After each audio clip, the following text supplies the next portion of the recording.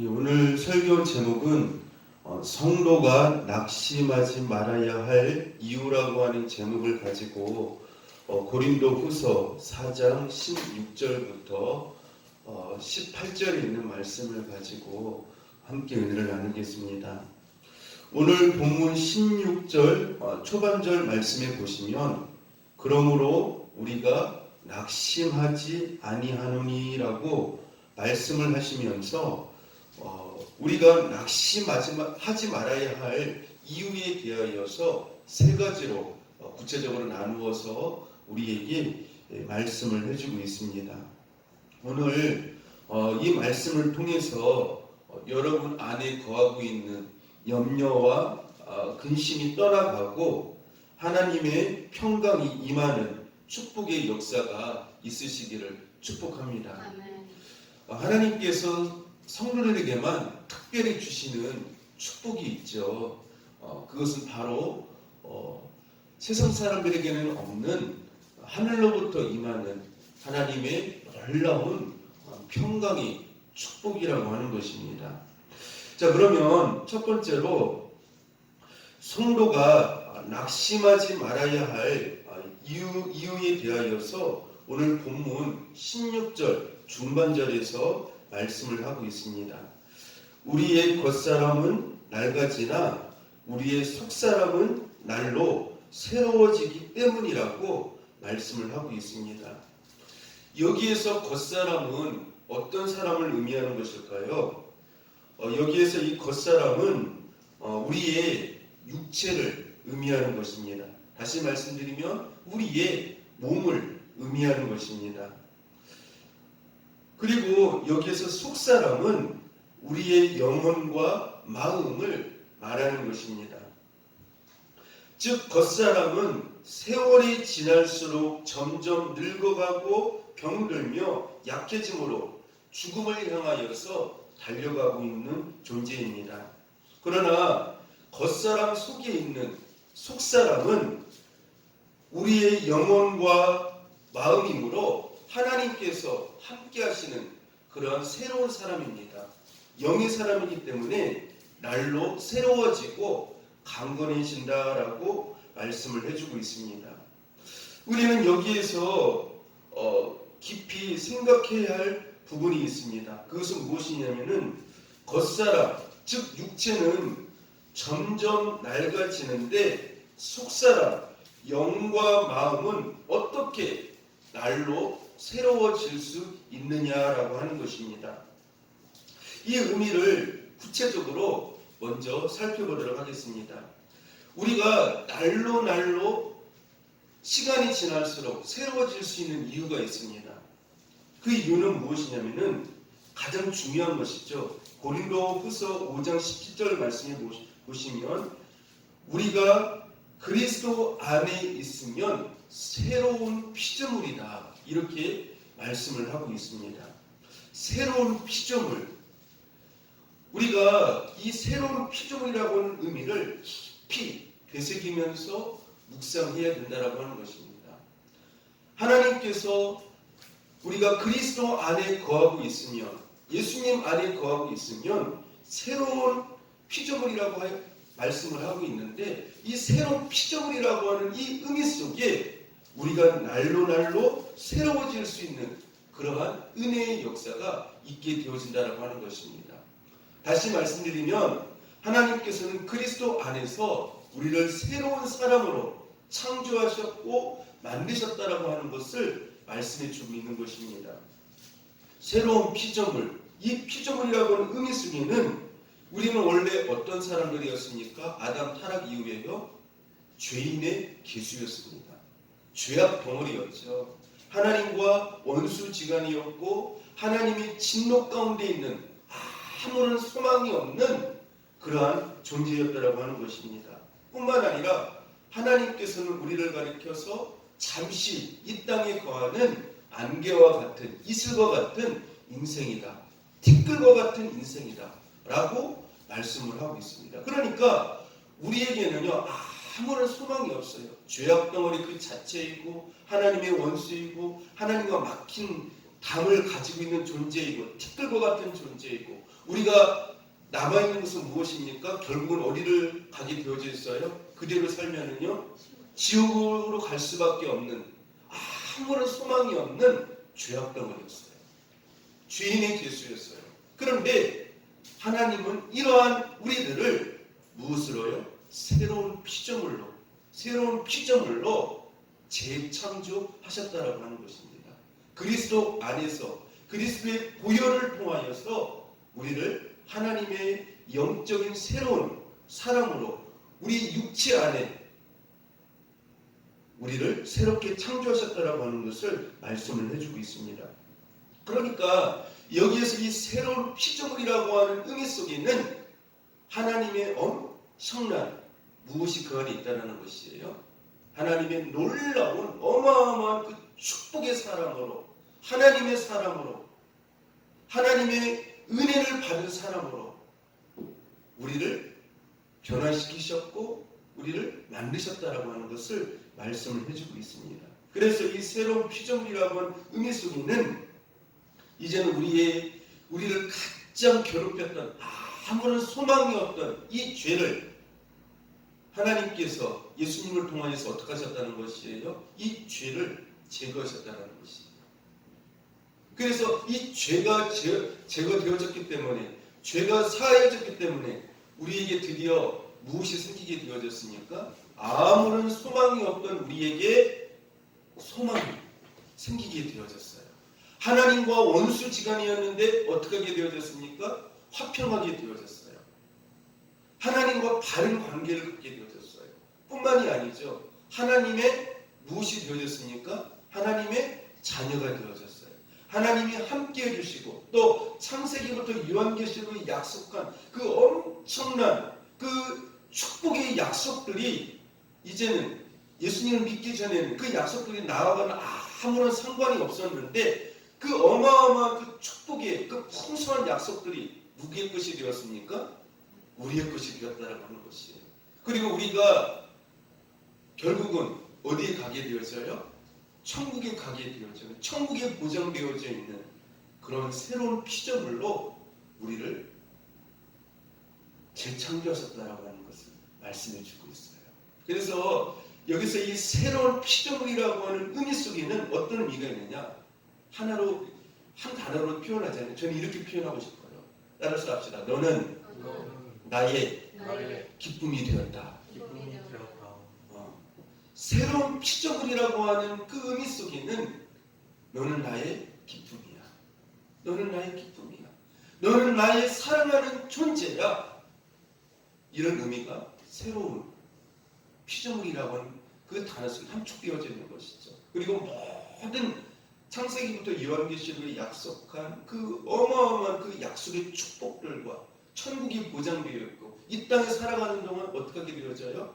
하나님께서 나와 동행해 주시고 인도해 주시고 그렇죠? 하나님이 또 내 안에서 어떻게 하고 계십니까? 성령님으로 성전 삼아서 계시는 하나님께 속한 영적인 사람으로서 새로운 사람이 되어졌다라고 하는 것을 말씀을 해주고 있습니다. 이렇게 우리가 새로운 사람이 되어지니까 여러분들 예전에는 여러분들 하나님을 만나는 것, 예배 드리는 것이 좋았어요? 안 좋았어요? 네?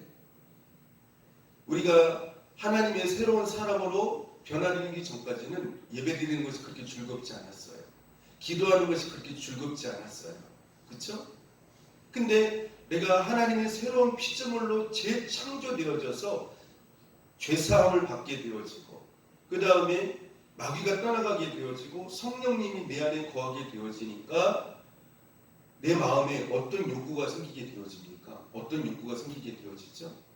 하나님을 사모하는 마음, 하나님을 만나고 싶은 마음, 하나님을 향해서 찬양하고 싶은 마음, 하나님께 예배드리고 싶은 마음, 그러한 마음이 내 마음속에 어떻게 해요? 갈급한 심령을 가지고 나타나게 되어진다는 것이에요. 그래서 이 새로운 피조물이 되었다라고 하는 그 의미 속에는 내 중심이 어떻게 되어졌다는 것이 완전히 바뀌어졌고 변화되어졌다라고 하는 것이죠. 그래서 이런 사람은요 속사람이 강건해요. 속사람이 강건해요. 여러분들 우리가 성경에 보면 속사람이 굉장히 강건한 사람들이 나와요. 겉사람은 후패하고 낡아지는데 속사람이 강건한 사람들이 성경에 많이 등장하는 것들을 볼 수가 있어요. 누굽니까? 제일 대표적인 사람을 제가 뽑으라고 한다면 욥을 뽑고 싶어요. 그렇죠? 욥은 겉사람이 어땠습니까? 시간이 지날수록요. 상황과 환경이 너무 좋지 않았잖아요. 자기 육신도 어땠어요? 자기 육신마저도 악창이 해가지고 자기의 몸이 성경에서 말씀하는 것처럼 후피하고 낡아지는 그런 상황이었어요. 그런데 참 놀라운 것은 그가 인생에 엄청난 그 시련과 지금 자기 그 가정 속에 임하는 어마어마한 그 고통 가운데 있는데 뭐라고 고백합니까? 주신 자도 여호와시요 취하신 자도 여호와시니 여호와께 감사와 찬양을 돌립니다. 이렇게 말을 하죠. 그렇죠? 그러면서 그의 그 속사람의 강한 모습을 여기에서 보여주고 있어요. 여러분들 어떻게 이렇게 욥이 속사람이 강건하고 강한 건강한 그러한 모습을 어떻게 이렇게 드러낼 수 있었을까요? 평상시에 욥은 어떠한 삶을 살았습니까? 평상시에요. 여러분들 우리가 욥기에 이렇게 1장, 2장 이렇게 보면은 욥이 그 평상시의 삶이 어떤 삶이었는가를 구체적으로 보여주고 있어요. 그리고 욥이 하나님 앞에서 어떤 사람이었는가를 구체적으로 보여주고 있어요. 그렇죠? 하나님 앞에 순전하고 죄에서 떠나고 하나님과 동행하면서 하나님마저도 인정한 사람이었죠. 혹여 자식들이 생일날 잔치를 하면서 죄를 지었을까봐 또 다시 어떻게 합니까? 그 자식들을 위하여서 하나님 앞에 속죄제를 드리는 굉장히 하나님 앞에 민감하고 하나님을 사모하면서 하나님을 간절히 찾던 하나님과 영적으로 교제하던 그런 사람이었죠. 그러니까 하나님을 늘 깊이 체험하면서 경험하면서 하나님이 어떤 분이신가를 알았던 사람이 바로 욥이었다라고 하는 것이죠. 그러니까 평상시에 욥의 영적인 건강이 욥의 그 속사람이 어땠다라는 걸 알 수가 있습니까? 강건했다라고 하는 걸 알 수가 있어요. 굉장히 강건했어요. 욥의 속사람이에요. 여러분들 육신적으로는 건강을 위하여서 어떻게 하십니까? 여러분들 네? 좋은 음식도 먹고 운동도 하고 그렇게 하지 않습니까? 근데 영적인 건강을 위하여서는 여러분들이 신경을 쓰십니까? 영적으로 강건한 그 어떤 상황 속에서도 잘 요동치지 않고 좌우로 잘 치우치지 않고 잘 흔들리지 않는 속사람이 강건한 그러한 사람. 그러한 사람이 낙심을 잘 하지 않아요. 낙심을 잘 하지 않아요. 왜요? 영적으로 그 속사람이 강건한 사람은 누구를 깊이 느끼고 있어요? 하나님을 깊이 느끼고 있거든요. 왜요? 평상시에 하나님과 동행하는 삶을 살게 되어지고 하나님을 영적으로 깊이 어떻게 하고요? 만나고 있기 때문에 하나님을 느끼고 있거든요. 하나님을 체험하고 있거든요. 그러니까 그 마음속에서 성령님께서 그 사람의 마음을 어떻게 꽉 붙잡아 주시거든요. 그 마음으로. 그러니까 속사람이 굉장히 강건했던 사람 중에 한 사람이 바로 누구예요? 누굽니까? 바로 욥이었다라고 하는 것이죠. 여러분들의 속사람의 건강은 어떻습니까? 조금만 어려움이 오고 힘들고 내가 원치 않는 어떤 상황이 오고 내 감정을 상하는 그런 어떤 그것이 오면 그것에 대해서 쉽게 어떻게 해요? 시험에 들고 그것에 대하여서 감정적인 어떤 섞인 말들을 하고 그러면서 하나님 앞에 원망 불평하면서 영적으로 굉장히 약한 건강하지 않은 내 영혼이 건강하지 않은 그러한 모습을 나타내고 있지는 않습니까? 여러분들 시간이 지나면서 우리의 몸은 어떻게 해요? 낡고 후패해가지만 여러분의 속사람은 늘 강건할 수 있기를 축복합니다. 강건해야 돼요. 내 영혼은 늘 강건해야 돼요. 그래서 이 욥은 자기의 육신과 자기의 삶은 후패하고 힘들었지만, 어려웠지만 자기의 속사람은 강건했던 것들을 볼 수가 있어요. 그래서 우리가 염려하지 않는 삶을 살려면 우리의 속사람이 강건해야 된다라고 하는 것을 성경은 우리에게 말씀해 주고 있습니다. 여러분들 또 영적으로 속사람이 강건한 사람이 또 누가 있을까요? 누가 있겠습니까? 여러분들 잘 아는 사도 바울이 있겠죠. 사도 바울의 모습을 보면 어떻습니까? 네? 사도 바울이 육신적으로는 건강이 어땠어요? 건강이 매우 좋지 않았잖아요. 뭐 그렇게 간질도 있었다고 하는 말도 있고요. 또 그 다음에 안질, 눈에 어떤 막 진물이 막 나와서 굉장히 힘든 그런 상황이 있었었죠. 그리고 그를 핍박하고 힘들게 하는, 그를 괴롭히는 많은 적들이 그들 앞에 있었어요. 그런데 사도 바울의 속사람은 얼마나 강건했는지 몰라요. 그렇죠? 여러분들 사도 바울이 특별히 이 속사람이 강건한 모습이 어디에서 많이 이렇게 드러나죠? 어디에서요? 물론 그의 서신서들을 보면 참 놀라운 그러한 그 속사람이 강건한 모습을 많이 보여주지만, 특별히 사도행전 16장 말씀에 보면 어떻게 말씀을 하고 있습니까? 밤중쯤 되어 바울과 실라가 하나님 앞에 기도하고 하나님 앞에 어떻게 하였더라고요? 찬송하였더라. 그렇죠? 이 속사람, 그러니까 이 바울이 자기 육신을 후패하고 낡아지면서 자기의 상황이 많이 힘든데, 그러한 가운데서도 염려하지 아니하고 근심하지 아니할 수 있었던 것은 그 바울의 속사람이 어떻게 했기 때문에요? 강건하였기 때문이라고 하는 것을 우리가 이 말씀을 통해서 알 수가 있어요. 그래서 우리가 정말 중요한 것이 뭐냐면, 육신적인 건강도 중요하지만 정말 중요한 건강이 뭐냐면 내 속사람의 건강이에요. 그래서 그 이해하지 못하는 어떤 상황, 힘든 상황이 있어도 영적으로 어떻게 해요? 잘 흔들리지 않아요. 그런 부분에 그것에 대해서 내 감정이 힘들어하거나 그것도 잘 그렇게 하지 않아요. 왜요? 하나님을 깊이 느끼고 있기 때문에. 그래서 우리가 평상시에 하나님과 영적으로 깊이 교제하는 것이 굉장히 참 중요한 거예요. 말씀을 늘 읽고 기도하고, 그래서 그 속에서 역사하시는 하나님의 음성을 듣고 어떻게 하는 것이에요? 생활하는 것. 그것이 굉장히 중요하다라고 하는 것을 말씀을 드릴 수가 있습니다. 한 사람만 더 생각해 봅시다. 영적으로 강건한 사람 누가 있겠습니까? 모세도 있을 수 있을 것 같고요. 그렇죠? 모세도 너무너무 힘들었잖아요. 너무너무 힘들었는데 어떻게 했습니까? 그가 얼굴에서는 무엇이 났어요? 빛이 났어요. 그렇죠? 너무너무 힘든 상황, 광야이고 이스라엘 백성이 원망하고 불평하고 우상을 섬기고, 모세의 그 지도자의 그 권위에 도전하고 너무너무 힘든 그런 상황이었어요.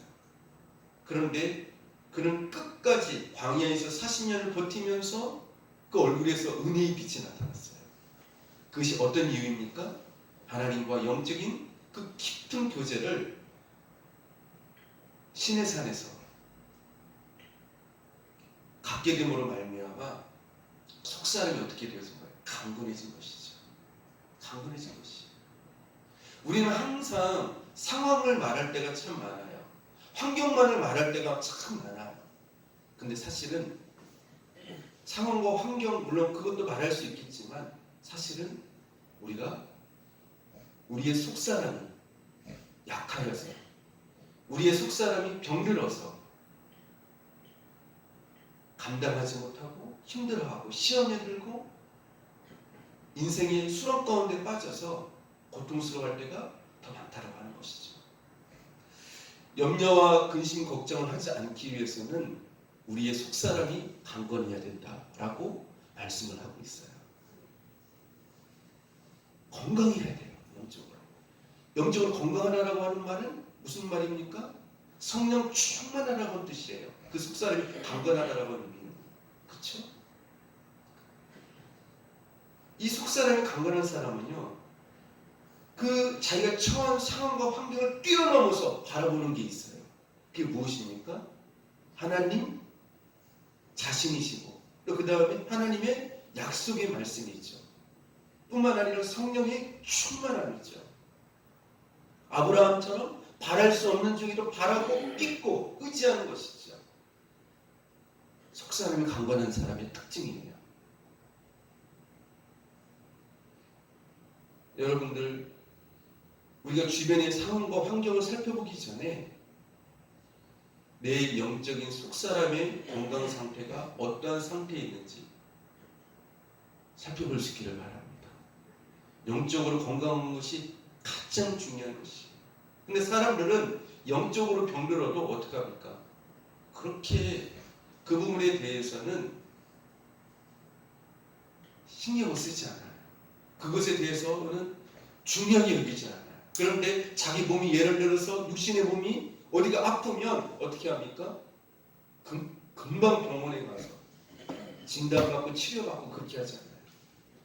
그런데 자기 영혼의 건강에 대하여서는 병들었는데도 불구하고, 약해졌는데도 불구하고, 때로는 심각한데도 불구하고 그것에 대하여서 걱정하지 않는다라고 하는 것이에요.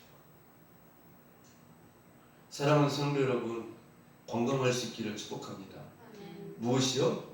여러분의 속사람이요. 많은 사람들의 문제의 특징이 뭐냐? 바로 속사람이에요. 제가 코로나 늘 이야기하지만 많은 사람들은 이 코로나 때문에, 물론 코로나 때문에 우리가 방역도 잘해야 되고 또 정부에서 제시한 어떤 그런 기준들을 잘 지켜야 돼요. 그런데 그것으로 인해 가지고 그것을 핑계 삼아서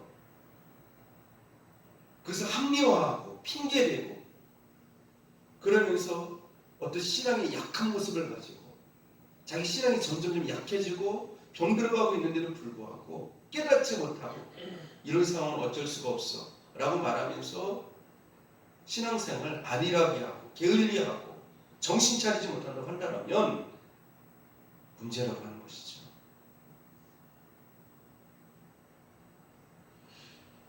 속사람이 건강한 사람의 특징은 하나님 앞에서 영적인 천국의 삶을 살아가는 것이 특징이에요. 영적인 천국의 삶. 이런 사람은 어떤 좋은 환경 때문에 영적인 천국의 삶을 살아가는 게 아니에요. 영적으로 건강한 사람은 그 어떤 가운데서도 누구를 바라보기 때문에요? 예수님을 바라보기 때문에. 예수님을 깊이 느끼기 때문에 영적인 천국의 삶을 살아가요.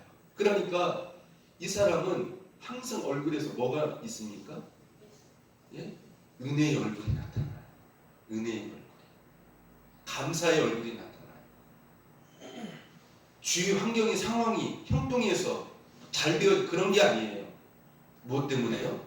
속사람이 강건하기 때문에 그래요. 한나가 아직 임신하지 못했지만 그 기도 중에 수색이 떠났잖아요. 스데반이 어땠습니까? 돌에 맞았지만 어떻게 해요? 속사람이 강건하기 때문에 거기에서 은혜의 얼굴이 나타나요. 천사의 얼굴이 나타나요. 모세 그 광야 힘든 이스라엘 백성에게 원망하고 불평하는 그런 힘든 상황인데 어떻게 합니까?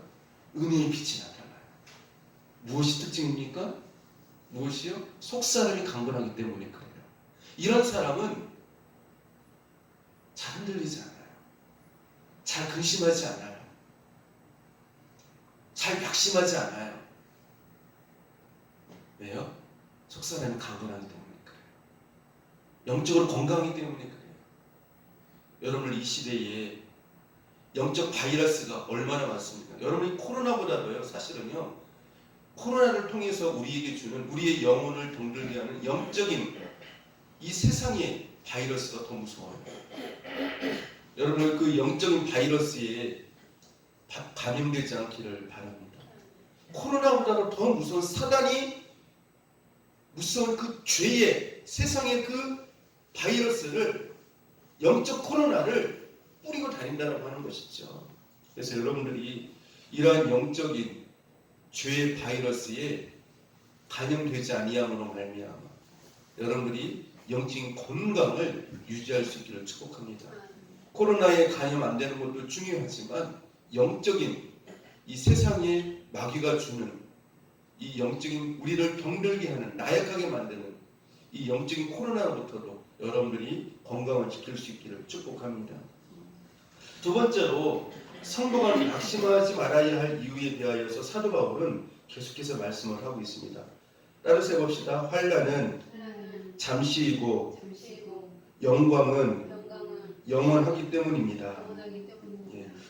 본문 17절 말씀에 보면은 이렇게 말씀을 하고 있습니다. 우리가 잠시 밟는 환난에 경한 것이 지극히 크고 영원한 영광에 중한 것을 우리에게 이루게 함이니, 이렇게 말씀을 하고 있습니다. 우리가 염려하고 근심하지 않는 이유가 무엇이냐면은 환난은 어떻다는 거예요? 잠시이고 영광은 어떻기 때문에요? 영원하기 때문이라고 말씀을 합니다. 여러분들 성경은요 우리가 환난이 아온다라고 말씀하고 있잖아요.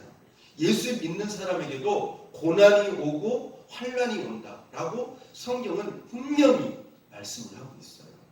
근데 중요한 것은 17절 말씀에서 중요한 것은요, 제가 이제 이 말씀을 보면서 이 한 단어 때문에 굉장히 큰 은혜를 받았는데요, 환난은 예수 믿는 사람에게도 찾아와요. 그런데 어떻게 찾아오느냐? 큰 소리에 따라서 해봅시다. 잠시라고 하는 이 단어가 굉장히 큰 은혜가 돼요. 환난이 우리에게 찾아오긴 찾아오는데 뭐라고 말씀하고 있습니까? 17절 다시 한번 볼까요? 우리가 어떻게 받는 환난이요? 잠시 받는 환난이라고 이렇게 말씀을 하고 있어요.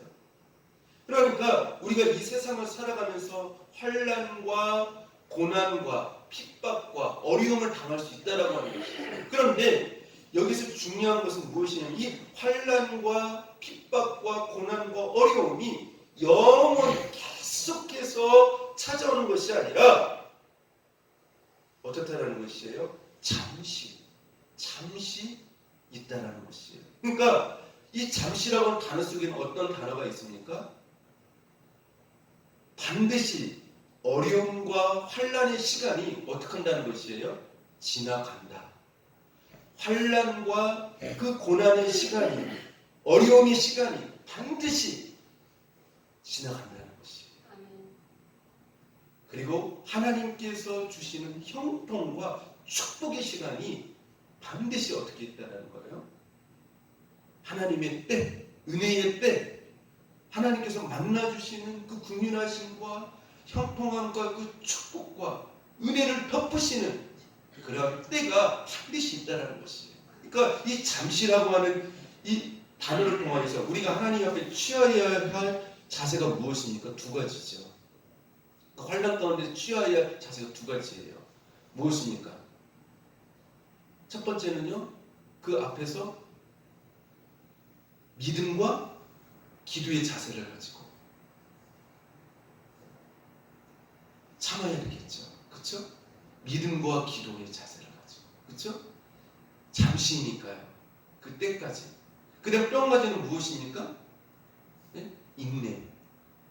하나님의 그때, 하나님께서 이 고난을 다 거두어가실 때가 있으면 분명히 우리는 믿음으로 확신하고 어떻게 해요? 힘들지만 원망하지 말고 불평하지 말고 시험 들지 말고 어떻게 해요? 그 하나님의 때, 그 잠시의 그 고난의 때가 지나갈 때까지 기다려야 된다는 거예요. 기다려야 된다는 것이에요. 아까 조금 전에도 제가 말씀을 드렸지만 여러분들 욥의 그 엄청난 그 가정에게 임한 그 고난과 어려운 환난이 계속적으로 임하였습니까? 아니잖아요. 아니잖아요. 참 너무나 힘든 시간이었죠. 욥에게. 근데 어떻게 했습니까? 욥기 38장에 가서 드디어 누가 찾아오십니까? 하나님이 찾아오세요. 욥을 만나주세요. 그렇죠? 욥을 만나주세요. 그리고 욥이 잃어버렸던 그 모든 축복들을 어떻게 합니까? 회복하세요. 회복시키실 뿐만 아니라 몇 배의 축복을 주십니까? 2배의 축복을 다 주시는 것을 보세요. 모든 부분에서. 그렇죠? 욥의 고난이 있었지만 그것이 영원한 것이 아니라 계속적으로 임한 것이 아니라 어떻게 되었다는 것이에요? 어떻게 해요? 잠시. 그죠? 잠시. 그에게 있었다라는 것이죠. 그뿐만이 아니잖아요. 요즘 우리가 저녁에 매일 저녁 때마다 드리는 그 본문이 있지 않습니까? 사무엘 상하. 그죠? 우리가 요즘 매일 저녁마다 이렇게 하지 않습니까? 근데 거기에서도 다윗이 사울 왕에게 쫓겨다니는데 하나님께서 사울 왕에게 몇 년 동안만 다윗이 고난과 환난 가운데 있게 하셨죠? 10년 동안만. 그렇죠? 10년 동안. 그리고 하나님의 때가 되어지니까 어떻게 하게 되어졌어요? 왕으로. 하나님께서 그를 높이시는 것을 볼 수가 있어요. 요셉도 그렇지 않습니까? 그렇죠? 요셉도 억울하게 옥에 갇히게 되어지고 얼마나 힘든 그 고난의 삶을 애굽에서 살았습니까? 그렇죠? 네, 13년이라고 하는 시간이 그 잠시의 고난과 환난의 시간이 지나고 난 다음에 어떻게 하게 되어졌어요? 하나님께서 총리로 그를 높이시는 것을 그렇게 볼 수가 있어요. 여러분 이 잠시라고 하는 단어, 이 단어를 잊지 마시고 꼭 인내하시기 바랍니다. 그리고 어떠한 그 환난과 어떤 고난과 어려움 속에서도 이 잠시라고 하는 단어를 잊지 마시고 그 가운데서도 하나님의 말씀을 꼭 붙잡고 기도하면서 하나님의 말씀을 신실하게 의지하면서 하나님의 때까지 인내할 수 있기를 바랍니다. 히브리서에 보면 우리가 왜 인내가 필요한 것을 말씀을 하고 있어요. 그것은 하나님의 그 시간의 때에 하나님의 약속을 받기 위하여서 인내해야 된다라고 이렇게 말씀을 하고 있습니다. 그래서 예수 믿는 사람이 환난 가운데서도 고난 가운데서도 어려움 가운데서도 근심 걱정하지 않는 이유는 무엇입니까? 이 환난은 이 어려움은 어떻게 된다는 거예요? 잠시라는 거예요. 그리고 하나님이 이것을 거두어 가시고 축복을 어떻게 주시는 그 하나님의 때가 반드시 있다라고 하는 것을 확신하고 믿기 때문에 그 환난 가운데서도 어떻게 해요? 근심하지 않아요. 염려하지 않아요. 하나님의 그 영원하신 것을 여러분들이 믿을 수 있기를 바랍니다. 로마서 8장 10절에 보니까 이렇게 말씀을 하고 있어요. 생각하건대 현재의 고난은 장차 우리에게 나타날 영광과 비교할 수 없도다. 사실 사도 바울이 엄청난 고난을 당했잖아요. 우리가 그의 그 서신서들을 보면 하나님께서 자기를 사망 선고를 내리신 것처럼 생각할 정도로 어마어마한 사망의 음침한 골짜기 가운데 자기를 던지셨다라고까지 표현을 하고 있어요. 그런데 사도 바울이 뭐라고 표현을 하고 있습니까? 그러한 엄청난 고난과 환난 가운데 있었지만 장차 하나님께서 주실 그 영광은 어떻다라는 거예요? 거기에 비하면 너무나 이 환난은 작다라는 거예요. 그래서 제가 이 말씀을 해서 또 한 가지 은혜 받은 것이 무엇이냐면요. 17절에 우리가 잠시 받는 환난에 어떤 것이라고 말씀을 하고 있습니까? 경한 것이. 경한 것이라고 하는 것은 무엇이에요? 환난이 큰 것이 아니라는 것이에요. 이 경하다라고 하는 의미 속에는 두 가지 의미가 있습니다. 첫 번째는 하나님께서 주실 앞으로의 큰 영광에 비교해 보았을 때 이것은 어떻다라는 것이에요. 네? 작다라는 것이에요. 가벼운 것이라는 것이에요. 근데 또 한 가지 이 환난이 경하다라고 이렇게 표현한 이유는 그 환난을 나 혼자 감당하는 것이 아니에요. 누가 함께 하십니까? 주님이 나와 함께 환난을 당하시기 때문에, 함께 하시기 때문에. 그렇죠? 그래서 우리가 그것을 구체적으로 알 수 있는 것이 어디예요? 우리가 사도행전에 보면은 사울, 즉 바울이 다메섹 도상을 갈 때 그 다메섹 도상에서 예수님께서 사울, 즉 바울과 만나주시지 않았습니까? 그때 뭐라고 말씀하셨어요? 예수님께서 사울아, 사울아, 어찌하여 내가 나를 핍박하느냐, 박해하느냐 이렇게 말씀하셨잖아요. 그 말은 결국 뭐예요? 사실 사도 바울이 예수님을 박해한 적이 없거든요. 예수 믿는 사람들을 박해했죠. 근데 왜 나를 박해하느냐? 이 말씀을 통해서 무엇을 알 수가 있습니까? 박해를 받는 성도들과 예수님이 함께 하신다라고 하는 것을. 그래서 우리는 어떠한 시험도 넉넉하게 이길 수가 있어요. 왜요? 예수님이 함께 하시기 때문에. 그래서 가벼운 것이에요. 그리고 우리가 장차 천국에 가서 그 하나님께서 주신 그 어마어마한 그 영광과 멸류관과 상과 그런 놀라운 그 은혜를 보면서 내가 이 땅에서 받았던 그런 것들은 아무것도 아니었구나 라고 하는 것을 우리는 알게 될 것입니다. 또 한 가지는 뭐냐면요, 여러분들 이 고난은 아까 제가 말씀을 드렸지만 뭐라고 했습니까? 잠시예요. 그렇죠? 근데 하나님께서 주시는 영광은 뭐라고 말씀하고 있습니까? 영원하다는 거예요. 이게 또 굉장히 큰 은혜가 있더라고요. 하나님께서 주시는 그 영광은 영원한, 고난처럼 환난처럼 잠시가 아니에요. 영원해요. 영원해요. 그러므로 여러분 이 땅에서 살아가는 그 잠시의 고난 때문에, 어려움 때문에, 환난 때문에 원망 불평하지 마시고 시험 들지 마시고 여러분들 그 고난을 잘, 이 잠시의 이 고난을 잘 극복하시고 예수님과 더불어서 이기심으로 말미암아 여러분들이 놀라운 영원한 영광의 자리에 들어갈 수 있기를 축복합니다. 그래서 예수 믿는 사람은 환난 가운데서도 어떻게 해요? 근심하지 않아요. 네, 영원한 영광이 기다리고 있기 때문에. 그리고 이러한 고난은 잠시만 어떻게 해요? 하나님께서 거두어 가시기 때문에, 일시적인 것이기 때문에 그렇다라고 하는 것이죠. 세 번째로 성도가 낭망하지 말아야 할 것에 대하여서 18절에서 말씀을 하고 있죠. 따라서 해봅시다. 영원한 것에 소망이 있기 때문입니다.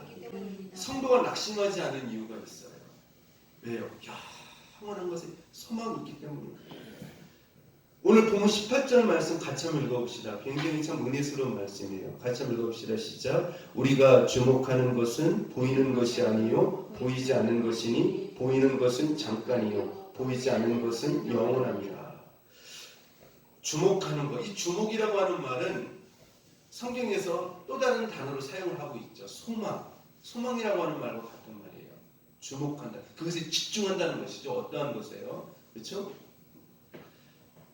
자, 이 소망이라고 하는 것, 주목이라고 하는 것은 바라보는 것을 의미하는 것인데, 보이는 것은 소망이 아니고 보이지 아니하는 것이 참 소망이라라고 성경은 우리에게 말씀해 주고 있어요. 로마서 8장 24절 25절 말씀에도 보면은요, 이렇게 말씀합니다. 우리가 소망으로 구원을 얻었음에 보이는 소망이 아니니 보는 것을 누가 바라리요? 만약 우리가 보지 못하는 것을 바라면 참으로 기다릴지니라. 아멘. 여러분들 이 보이는 것을 소망으로 삼았다가 그 인생이 예수님으로부터 크게 책망을 받고 그 인생이 정말 복을 받지 못한 인생이 된 사람을 예수님께서 한 사람 말하는 사람이 있죠. 어떤 사람입니까? 한 부자였죠. 한 부자가 큰 창고를 지어놓고 어떻게 합니까? 그것에 소망을 가지는 거예요. 그것에 주목을 해요. 내 영혼아, 내 영혼아, 이제 창고에 가득히 곡식과 내 먹을거리와 과일과 이 어마어마한 이 물질을, 이 돈을 이렇게 내가 쌓아놓았으니 이제부터 편히 먹고 편히 쉬어. 이 보이는 것에 소망을 가졌어요. 근데 예수님께서 그 다음 말씀이 중요하죠. 이 어리석은 자야. 이 어리석은 자야. 하나님께서 내 영혼을 오늘 밤 취하시면 그것이 누구의 것이 되겠느냐. 이 사람은 무엇에 주목을 하였습니까? 보이는 것이에요. 보이는 것이에요. 근데 결국은 어떻게 하게 되었습니까? 다 놓고 가야 돼요. 다 놓고 가. 하나님이 그날 밤 데려가면 아무 의미가 없어요. 그래서 우리가 염려하지 않는 이유, 우리가 없어도 세상에서 좀 부족해도 우리가 감사하면서 근심하지 않으면서 살아갈 수 있는 이유는 영원히 썩지 않는 영원히 닳지 않는, 없어지지 않는 그것이 저 하늘에 있기 때문에 우리가 염려하지 않는다라고 하는 것이죠. 그래서 성도는요, 땅의 것에, 이 땅의 것에 주목하는 사람들이 아니에요. 이 땅의 것에요. 이 땅의 것에 소망을 두며 사는 자들이 아니라고 하는 것입니다. 왜냐하면 이 땅의 것들은, 따라서 합시다. 잠시의 것들이요. 잠시의 것들이요. 썩어 썩어 없어질 것들입니다. 없어질 것들입니다. 이 땅의 것들은요, 그 아무리 좋다 할지라도 우리가 놓고 가야 돼요, 결국은. 그렇죠? 썩어서 없어질 것이고요. 잠시의 것들이에요. 그래서 여러분들 이 땅에서 뭐 너무 이렇게 많이 가졌더라고 해서, 잘 됐더라고 해서 너무 그렇게 많이 좋아지는 마십시오. 어차피 어떻게 해요? 결국 다 놓고 가야 돼요. 결국은 다 없어질 것들이에요. 썩어질 것들이에요. 영원한 것들에 참된 소망을 가질 수 있는 저 여러분 될 수 있기를 축복합니다. 그래서 성도들은 영원한 것을 바라보며 그것에 가치를 두며 살아가는 자들입니다. 그래서 골로새서 3장 1절에 보면 사도 바울이 이런 말을 하죠. 너희는 땅의 것을 바라보지 마라. 그것에 주목하지 마라. 너희는 위의 것을 바라보고 위의 것을 찾아라. 그 위에는 예수 그리스도가 계시느니라. 이렇게 말씀을 하고 있어요. 그래서 성도들은요, 모든 가치와 기준을 예수 그리스도에게만 줘요. 그리고 저 하늘에만 소망을 둡니다. 소망을 둬요. 그리고 우애를 바라보면서 살아요. 이 땅의 것의 가치와 그것의 존귀함과 그것이 정말 중요한 것처럼 여기면서 살지 않는다라고 하는 것이죠. 이 세상 것은 잠시의 것. 그래서 배설물처럼, 물론 우리가 육신을 가졌기 때문에 필요한 것이기는 하지만 그것이 인생의 진정한 가치를 두고 그것이 인생의 방향을 두고 살지 않는다라고 하는 것이죠. 사도 바울처럼 배설물로 여기면서 살아가는 사람들이 바로 성도들이라고 하는 것이죠. 그래서 위에 계신 예수 그리스도를 어떻게 합니까? 소망하면서 그리스도와 영원히 함께 거하는 것을 성도는 인생의 가장 최고의 가치로, 기쁨으로, 목적으로 여기면서 살아가는 자들이에요. 뿐만 아니라 하늘나라에 있는 상급과 면류관과 그러한 것들을 바라보면서 살아가는 자들이 누구입니까? 성도들이에요. 여러분, 이 땅의 것이 많아서 기뻐하는 것이 아니라 하늘나라에 내가 이 땅에서 헌신하고 하나님의 복음과 하나님 나라를 위해서 헌신하고 봉사하고 희생함으로 말미암아 하늘나라에 많이 그 쌓여지는 그 영적인 그 부유함 때문에 여러분들이 기뻐할 수 있기를 바랍니다. 세상적으로는 부유한데 저 하늘나라의 창고에는 아무것도 없는 텅텅 빈 창고라고 한다면 그건 진정한 부유함이 아니죠.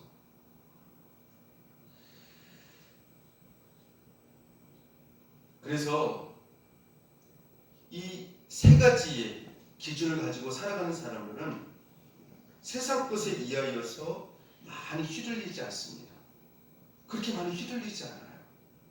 휘청휘청하지 않아요. 많이 흔들리지 않습니다. 왜요? 가치관이 틀리니까요. 방향이 틀리니까요. 이제 결론을 말씀드리고 말씀을 마치고자 합니다. 성도가 낙심하지 않는 이유가 무엇입니까? 겉사람은 낡아지고 후피하지만 속사람은 날로 어떻게 되기 때문에요? 새로워지기 때문에.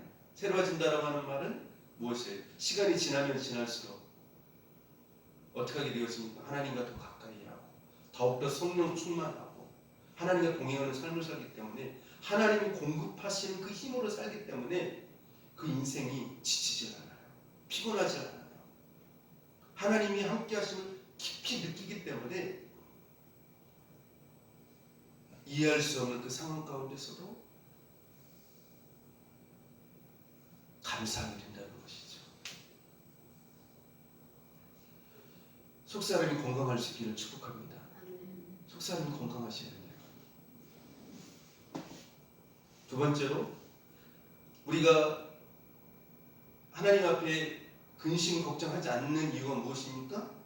환난은 뭐예요? 잠시라는 거예요. 잠깐이라는 것이죠. 그리고 환난이 아무리 크다 할지라도 그것은 작은 거에 불과해요. 왜요?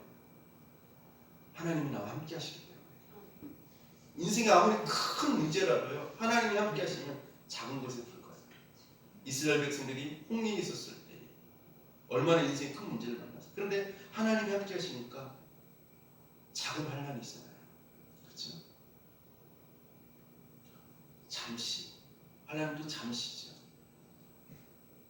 분명히 이 환난은 지나간다는 것이죠.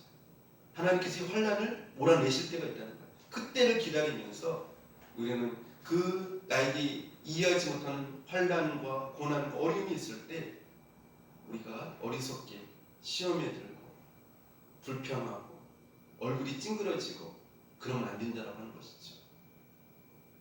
하나님 앞에 믿음을 가지고 기도를 가지고 인내하면서 하나님의 때를, 축복의 때를 기다려야 된다라고 하는 것이죠. 그리고 무엇보다도 가장 중요한 것은 이 땅에는 뭐예요? 진정한 소망이 없다라고 하는 것이에요. 우리의 진정한 영원한 소망은 어디에 있습니까? 천국에 있죠. 예수님께 있어요. 그래서 이 땅의 것이 좀 잘 안 되고 힘들고 조금 부족하게 있다 할지라도 뭐예요? 그것 때문에 근심 걱정하지 않는다라고 하는 것이죠. 진정한 내 인생의 가치는 어디에 있다라는 것이에요? 천국에 있다라고 하는 것이죠. 그래서 예수님 믿는 사람들은 잘 흔들리지 않아요. 물론 처음에는 흔들릴 수가 있어요. 처음에는 치우칠 수도 있어요. 장으로. 그러나 바로 어떻게 하게 되었습니까? 그의 시야가 문제의 어떤 어려움에 주목하였었지만 그의 시야가 기도하면서 시야가 바뀌어져요. 마음이 하나님이 원하시는 방향으로 바뀌어져요. 그래서 어떻게 하게 되었습니까? 금방 그의 마음속에 평강이 찾아오고 은혜가 찾아오고. 왜요? 하나님 함께 하심을 기도 가운데서 그 믿음의 인내 가운데서 하나님과 영적으로 깊은 교제하는 가운데서 하나님 믿기기 때문이죠. 확신하기 때문이죠. 그 약속의 말씀을 굳게 신실하게 의지하기 때문이죠. 그래서 흔들리지 않아요. 여러분들 세상의 상황과 환경에 의하여서 휘둘리지 마시기 바랍니다. 휘둘리지 마세요. 그것 때문에 근심하지 마시기 바랍니다. 우리가 근심해야 할 것은 딱 한 가지예요. 뭡니까? 믿음 생활 제대로 하지 못할 때, 하나님의 말씀에 불순종할 때, 그렇죠? 그거 외에는 우리가 근심할 부분이 아니에요. 그래서 여러분들 믿음으로 승리하시면서 근심이 이 세 가지 역사를 통하여서 여러분의 마음속에 자리 잡은 어둠의 영, 이 근심을 주고 염려를 주고 불안을 주는 이 어둠의 영이 말씀을 통하여서 떠나가고 평강의 빛이 여러분 심령 가운데 임함으로 말미암아 영적인 천국의 삶을 살아갈 수 있는 저와 여러분 될 수 있기를 축복합니다. 기도하겠습니다. 하나님 아버지 감사합니다. 하나님께서는 우리에게 낙심하지 않아야 되는 그 약속의 말씀을 여러 가지를 통해서 우리에게 주셨는데 우리는 그 말씀을 바라다 보지 않고 의지하지 않고 육신의 눈을 가지고 세상의 환경과 상황만을 바라다 보면서 그것에 초점을 맞추고 염려하고 근심하고 불평하고 시험에 들고 그렇게 할 때가 얼마나 많았는지 모릅니다. 하나님 아버지 저희를 붙잡아 주시옵소서.